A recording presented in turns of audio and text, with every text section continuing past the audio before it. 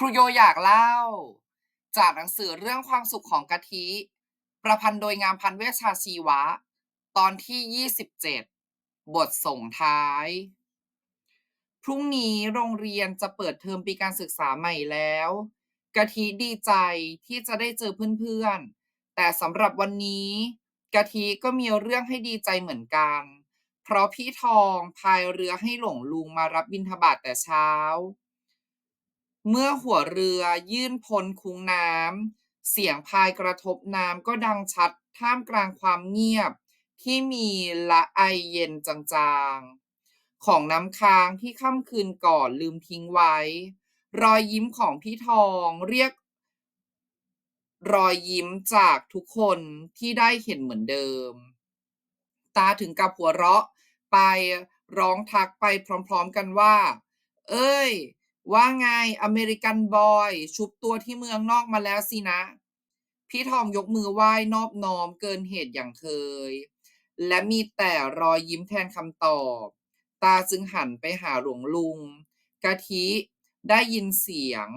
นัดแนะวันที่จะไปทำบุญยายสั่งนักสั่งหนาว่า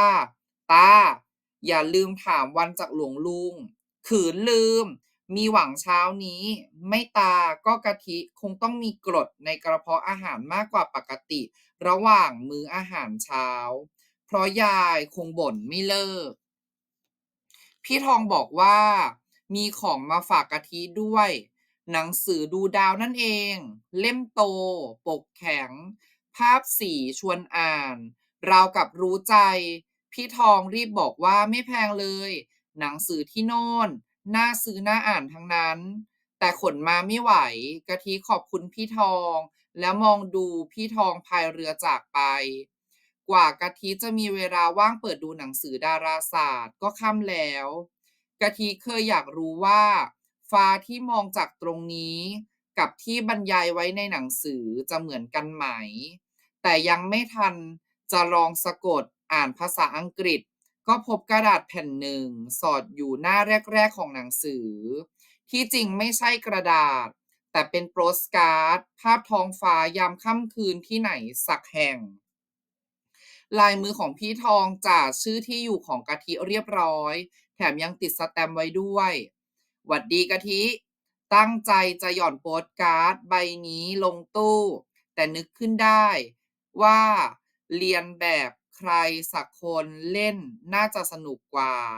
ขอบใจนะสำหรับจดหมายที่ส่งมาและขอบใจที่ทำให้พี่มีบทเล่นในละครของกะทิตัดสินใจยังไงก็แน่ใจเถอะว่าทำถูกแล้วพี่เชื่ออย่างนั้นนะมีเรื่องอยากเล่าให้ฟังเยอะเลยไว้ค่อยเล่าตอนเจอกันพี่ทองสุวรรณลายมือพี่ทองตัวโตแบบที่เรียก